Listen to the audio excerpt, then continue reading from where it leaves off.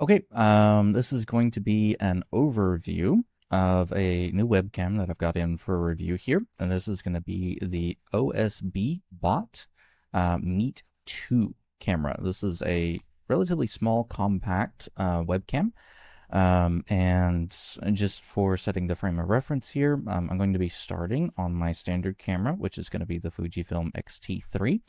Running the Viltrox 27mm f1.2 lens and my standard lighting as well. So all of that is going to give you the baseline for what you're seeing right now. Again, this is going to be the normal Fujifilm that I shoot with on the regular. And then we'll transition over to the Meet 2 and also to a much older traditional webcam as well, just to kind of get the comparison and contrast here. So as we kind of move forward, that's going to be the general idea. Again, lighting is going to remain the same throughout all of these shots, and for the most part, to start out with here, I'm going to be giving you the default settings for everything except for the old webcam. And I'll dive into that when I get there. Okay, so with that, let's go ahead and transition over to the the Meet 2. Okay, so this is going to be the Meet 2. I intend to do a little bit of ping-ponging in between the internal microphones versus the boom mic that you see in front of me here. So the first thing that's going to jump out at you is this is going to be a much wider shot. I don't want that to dissuade you as you look into this, though. This is more of a traditional webcam or video format. You'll see I have more room to move around and don't have to be quite as static in the frame as I do with the normal Fujifilm. What I do find, though, is that it does make for a lot more distraction. This is where a lot of times you'll see in Teams or Zoom, WebEx, etc., that you'll start doing the artificial depth of field going on to try and mask what's behind you. Again, it's just distracting as you're seeing everything else going on in the room. But the primary points here that I want to bring up are going to be around color and exposure. So I feel like the color is tracking reasonably well. Again, this is, I'm going to say closer to studio lighting. This is going to be lighting that is coming direct at me. Don't have a lot of other ambient light going on here. You will see in the background I do have a desk lamp that pulses purple and yellow. If you look into the corner of the frame, you can see that reflecting off my glass picture frames back there. Now, with that said, it does seem to add a little bit of tint, but that's not out of the ordinary. It seems to be controlling relatively well. I do see a couple of hot spots, but overall exposure is relatively well controlled. You can tell in the background that we do see a good bit of grain going on there as it kind of struggles to pull in enough light.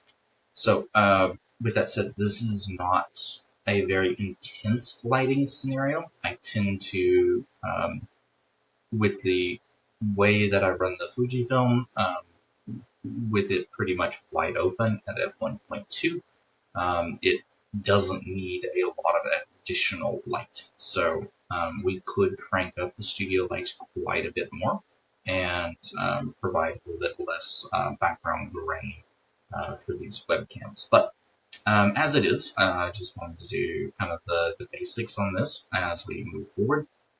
A couple of things with the OSBOT camera that kind of jumped out at me on the listing for it. So the primary thing that I noticed was going through the data, and I do have it pulled up here just as I'm looking through it.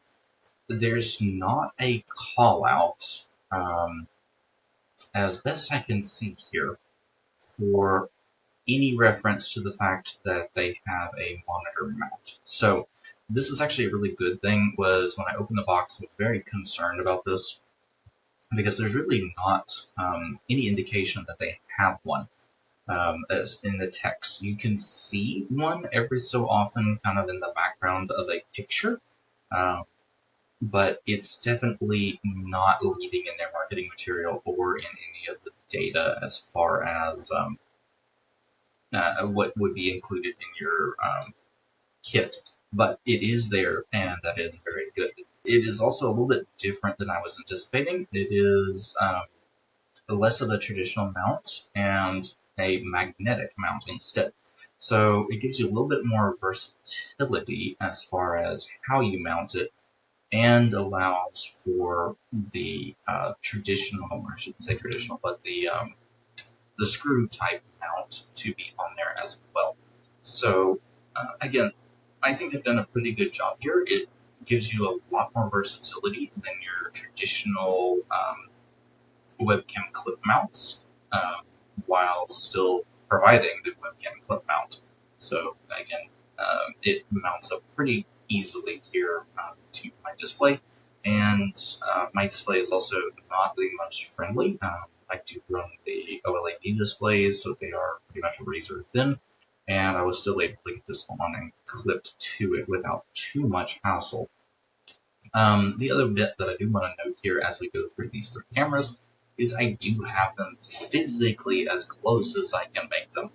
The total distance in between the lenses of all of these is going to be about 5 inches. Again, when you see the next camera, you're not going to think that, but genuinely these are very close together. But with that said, let's go ahead and shift over to the Logitech camera. All right, so here is the old school Logitech 930C.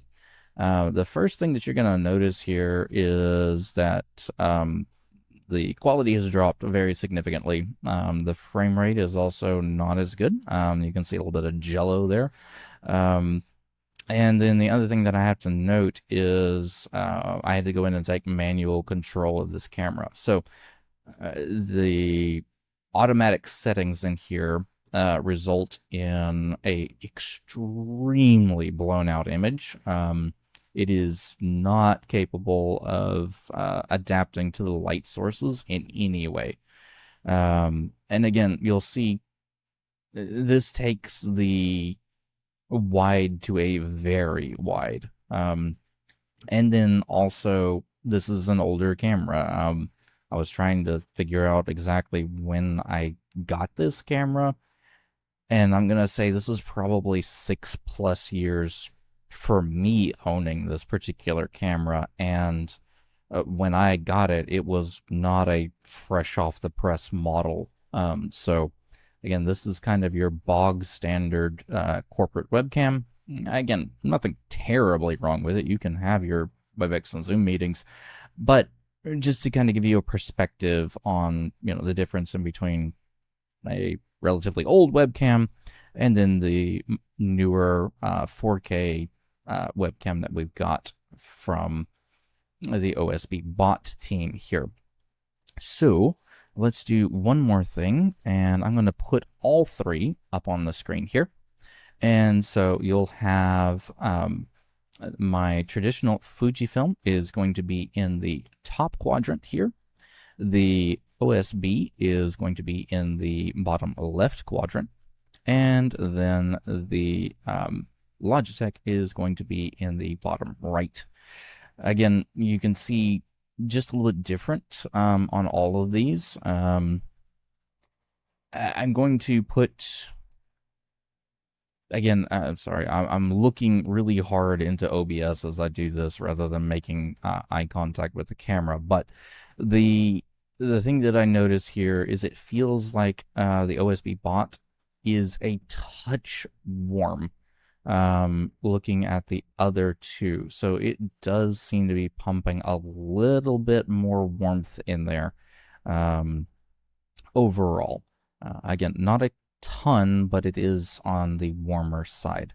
Now, and again, you can see the very stark difference in between how much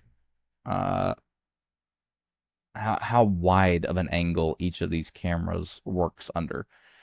With the Fujifilm being by far the tightest, and then followed by the OBSBOT, and then lastly will be the old school Logitech. Again, the difference is staggering to me overall, and again, the physical difference here in between all of these is literally less than a hand's breadth apart here. So again, these are all very tight, as tight as I can get them. If I push them any closer, then they start interfering with each other's lenses. So this is pretty much as close as we can get. So let's dive into the software. So let me pull this guy up here. So this is going to be the OBSBOT, and on the left-hand panel here, you're going to have the OBSBOT Center. So this is what you use to do the firmware updates, and then you are also given controls for this as well. So we do have a handful of things that you can run through. One of them is going to be the auto framing option, and we're going to do a close-up here. And you're going to notice we're really not seeing much difference as I run through these. But we can continue to push through, and you can see, like, if I take manual control of this, it can do some pretty significant zoom. And then if you come in and do narrow, you're getting closer to the idea of what I've got with the Fujifilm. So I'm probably halfway in between medium and narrow.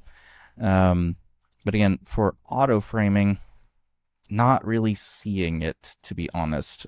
This is, for a close-up, this is not really feeling very close.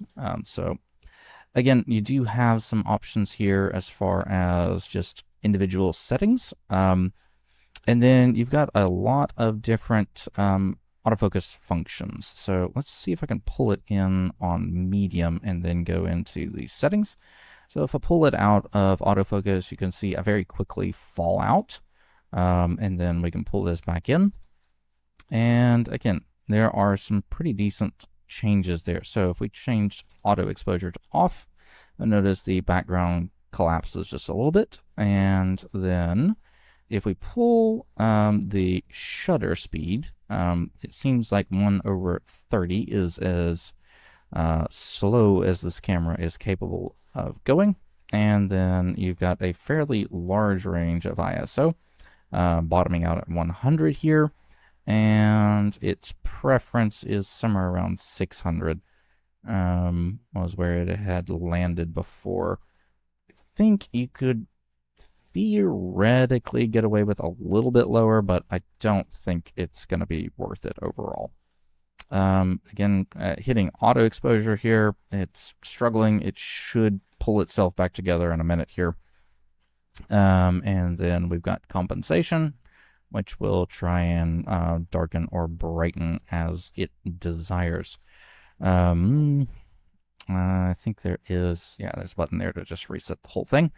All right, so you've got your standard auto flicker. I do not currently have any fluorescence or other lights that would be providing a flicker to really make a large difference there. We do have the auto white balance function. We can drive the temperature in different directions. Again, the auto white balance is reasonably close out of the box with leaning slightly warm. I'm noticing as I go through and reset some of these, it does seem to reset its preference based off of what we were originally starting with. And then down at the very bottom, you do have your contrast, saturation, hue. Again, all relatively well laid out stuff here. Again, we've got a couple of different things going on here. So we do have the device sleep function. I was reading some other people that were working with this particular device. This seems to be a source of issues for some people, is that the device will lock into a sleep mode and then not be able to come out. I've just completely disabled this function altogether. And then we do have the microphone. So one of the things that I have done, and I'm not going to do it on this particular section, but in the prior section, we are running a noise reduction of medium as default. It's got an automatic gain control, and then it has this radio distance function. Yes. So as I click on this button, I am reminded of one of the very weird quirks with this piece of software. So when I click on this button, at first you would think nothing's happened, right? There's no visual indication of what's happened here. And I'm not going to be able to show you guys, but over to my right, on my other monitor, at the very left edge, has appeared the drop-down menu for this. It is attached to nothing. It is anchored to the left edge of that monitor, but as you can see here, this is not in any way, shape, form, or fashion anchored here. In fact, you guys are in the bottom left corner of my primary monitor. So again, there's some very weird quirks to this particular piece of software, this being one of them. The other is that despite it opening, quote unquote, on the main monitor, whereas the if I pull this up here, you can see the icon, which I do have Windows set to ensure that the icon is only on the disk that it tracks with. So when I have an icon on the left monitor, it does not show up on the taskbar for the right monitor and vice versa. So when you open this application, Windows recognizes that it has opened on the primary monitor as intended, and the label does follow that on the taskbar. But when you look for it, it is not there. It has buried itself to the farthest right side of your rightmost monitor for reasons I have no idea. I have not found any setting or any reason that that is happening. So again, there's some weirdness with these types of softwares. That's why I'm not a huge fan of putting these types of software on a computer, but again, it was the only way to get a firmware on here. The other one that you do have that I do kind of like, sorry, I got on a bit of a rant there, but is you do have the indicator light. So this gives you a little light, and again, my other monitor is showing me the status button that I just clicked on. And so you can turn on and off the little light that's kind of on the top right of the camera to indicate that it is in use. So I do like the ability to change that and also to adjust the brightness of it. Thank you for allowing us to adjust the brightness of LEDs. Those can be very painful to work with when you're trying to not have your eyes blasted. So again, this one's not very offensive even at its highest level, but honestly, if I was doing a lot of work and I did not have the studio lights on, bringing it down to a level 2 here would actually help be less distracting. So with that said, I think that's all I'm going to cover with the software piece. So let's shift back over to the Mini 2. Sorry, keep saying Mini. It's the Meet 2 camera from OBSBOT. Wow, I am struggling right now. So I just wanted to talk through a couple of the other pieces that they do have on their marketing material. They list this as a CMOS camera, and sorry, a bunch of stuff just popped up on my screen. It does capture at a 4K output. It has a longest reach of 26, and it has a maximum aperture of f1.8. As far as I can tell, this is a fixed aperture. I'm not sure why they consider this a max aperture. Again, they do list this as having a screen size. This does not have any screen on it at all. This is a USB-C connector. I did find it a little strange. This is not a full USB-C connector. If you actually look at the connector itself, this is using a reduced number of pins. So this is not a full, I want to say it's 30-pin USB-C connector. Again, they're cross-compatible, but overall it does not make any major, we're not moving a ton of data through here. That's something that genuinely surprises me very frequently, is that using relatively compressed 4K footage can fit over a very small amount of bandwidth. Again, so overall, this is a fairly well put together camera. The other piece with it is very small.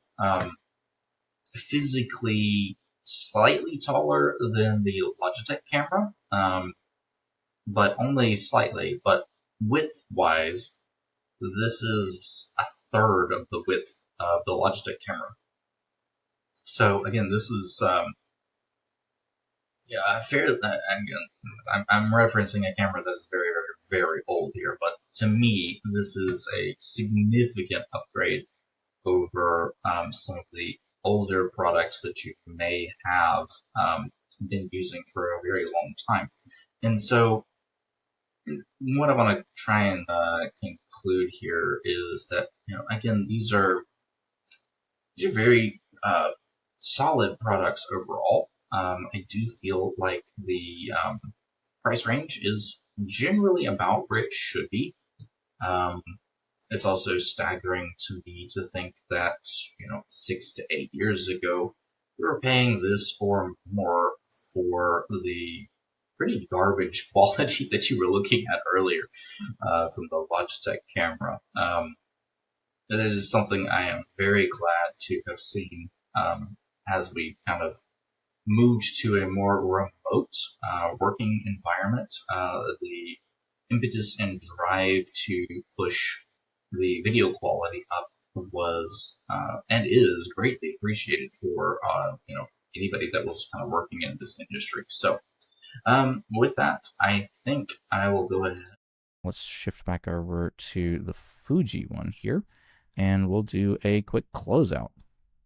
So overall, this is a very, very solid piece of gear, and I'm overall pretty darn happy with this particular product. Not really seeing any major downsides or gotchas on this one.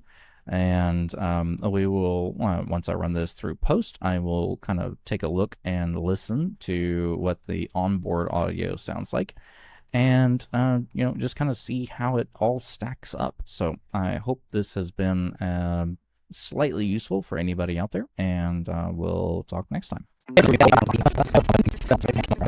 All right, I'm gonna put this to the side. I'm gonna grab this, put this to the side.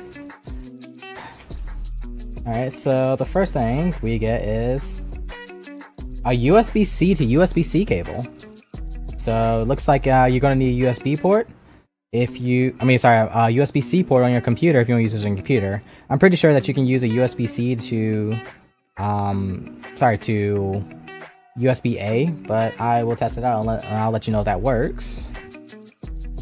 Okay, so it looks like there's something inside here, which, interesting packaging. It's actually not very wasteful. I like that. All right, so it looks like you get a cover. Like this can go on your camera, which that's cool. Alright, so I'll set that to the side. And I'm pretty sure that this is the mount. So apparently this mount is magnetic. So you don't actually have to screw this camera into like the mount itself or anything like that. You just pretty much supposed to, yep, it is magnetic. Here's the example. And so basically, the magnetic mount allows you to put it on this way, you can put it up long ways, doesn't matter. But this is actually interesting because this is the first like camera that actually has a magnetic mount, and the magnetic mount seems to be really strong. Okay, it's not that strong, but it's strong enough to hang upside down, but don't be shaking it like I just did. But anyway, yeah, let's test out this camera and let's see how the picture quality is with this camera. Alright guys, so this is actually me using the camera right now. I'm recording at 4K 30 FPS. If you do scale it down, you can easily do like 1080p at 60 FPS and further down, same FPS of 60. But when you do 4K or 1440p, it is 30 FPS. But anyway, this is the camera quality, and gotta say, I really do like this camera. And one of the features, like right out of the box, as soon as you plug it in, it will actually has this AI component where it will follow you around. So if I lean to the left, it follows me to the left. Lean to the right, follows me to the right. And as you can see, it just keeps on following you. It's actually really good. And actually, let's get into the software of this camera, because this webcam does have some pretty interesting software. Okay then, so this is the software right here, the OBSBOT Meet Cam. So you can get this on the website if you ever need to download the software. So without further ado, I'm gonna open this up. So as you see, this is the window right here, by the way. So as you can see, it shows one device is connected. So some of the cool features that this camera has, it has a single mode where it can record. It also has a group mode where it actually can focus on a multitude of people. And as you see, every time I click it, it will like reset itself and then go back to being focused. Right now, we're going to use single mode. So another thing about this camera is you can do the close-up where it's just close up on me right now, or I could do upper body, like say for instance if I'm standing up. So upper body will probably like have me stand up real quick. Like, yes, it's kind of like that, as you can see. I kind of don't have my camera pointed a little down, so it's trying its best, but as you can see, this is a whole body shot. But that's just another cool feature that you could do with this webcam. I'm actually going to knock this back to close up, so that way it can be close up on my face. Also, this software, I could tell, like, definitely lets you know software. You can do firmware versions. You can have the device fall asleep after a certain amount of time. You can change the autofocus manually if you want to. You can do face focus. You can do face AE, which I don't know. You got noise reduction, which I haven't tested out the mic on this thing, but eventually I will test it out. You got virtual background, which is a beta. So basically this is if you want to put a background behind it. Global hotkeys. You got remote controller, which I don't have the remote controller. Different accessories. You got languages, so you can change the language, and there's even more. Export large, upgrade manual, firmware upgrade, and restore factory settings, which actually that's kind of important just in case if you mess up the webcam, you can always restore it. And I think that there is nothing much more to this. Yep. Oh, here we go. And you get the OBSBOT. You can basically words. OBSBOT Teeny Cams. Video configuration. So basically you can control the brightness, contrast, hue, sharpness, all the basic webcam stuff. If you use OBS, you probably are very familiar with this. If you don't, then yeah, this is definitely something that you can use. And I have to say, like, I really do like this, like, leaning left, leaning right motion. This is actually a really cool feature. But without further ado, let's test this camera's audio and let's see how that sounds. Alright guys, so this is my voice. So this is me using the OBSBOT 4K microphone that's built into the webcam. So this is how I sound right now. I'm about, let's say, 2 feet away from me. So I'm just gonna be saying some words. Fee, fi, fo, fum. James took the boat out the river and put it in the house. I don't know. Well, anyway, let's see how this sounds.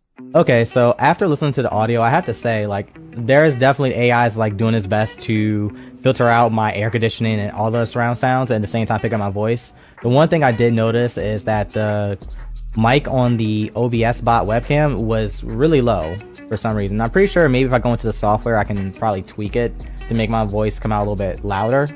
But just me testing right out of the box, I have to say, like, the mic volume was extremely low, and the camera is only about like 2 feet, maybe 2.5 feet at most away from where I'm sitting at right now.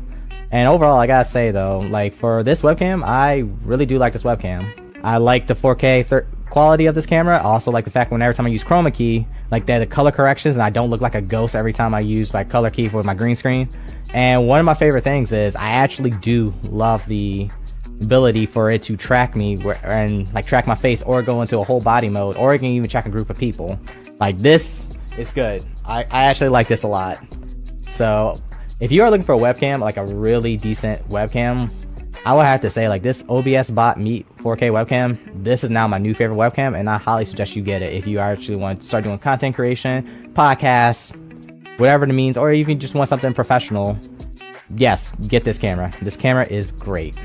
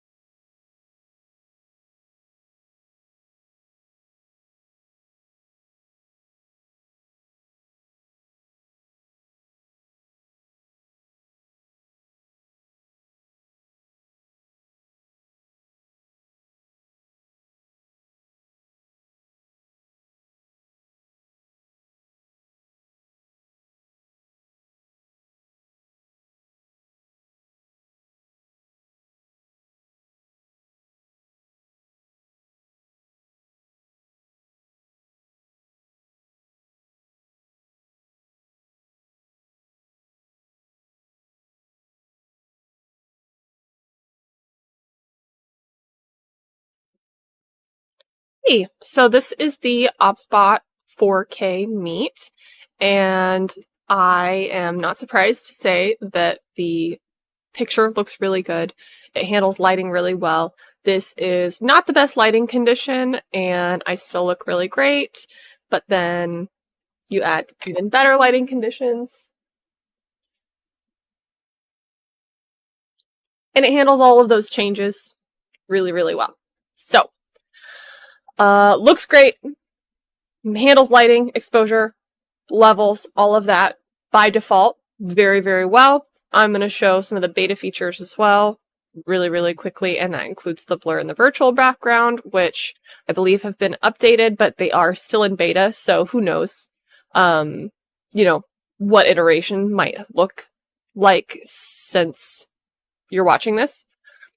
But this is how it currently is late July 2022. So this is the background replacement. And it does a pretty okay job. There's a little bit of feathering over here.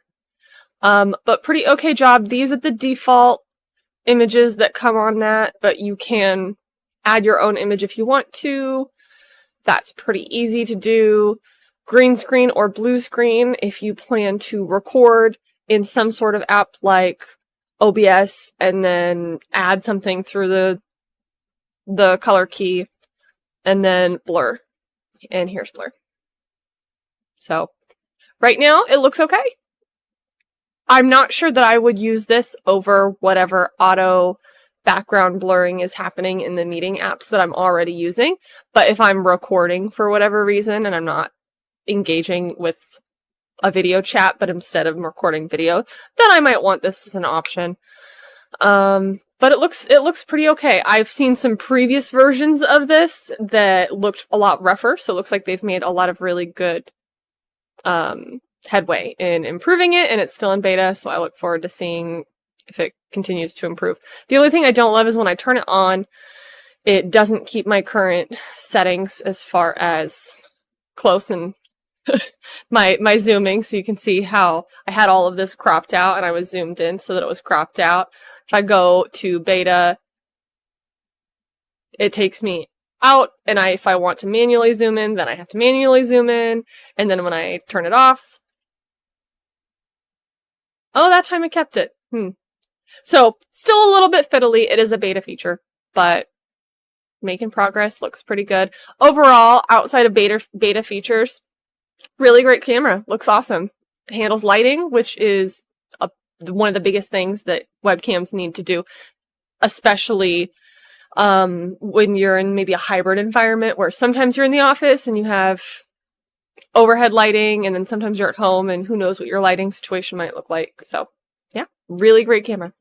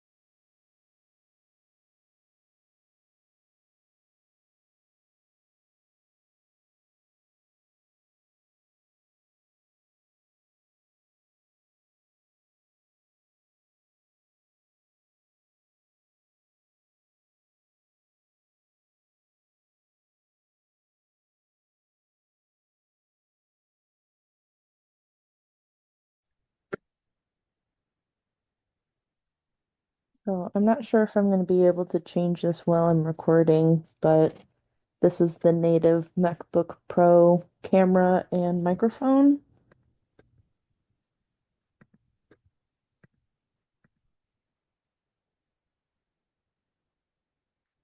This is the OBSBOT video.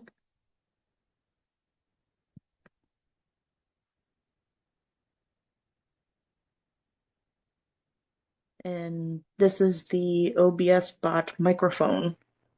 I like it a lot. Everything is magnetic, so you can take it off. And you can move it around if you want to. It comes with this little this little stand. This thing moves and this thing moves, and there's a little lip on it to catch on the edge of your computer. You can turn it vertically and horizontally. Both sides are magnetic. So yeah, pretty cool.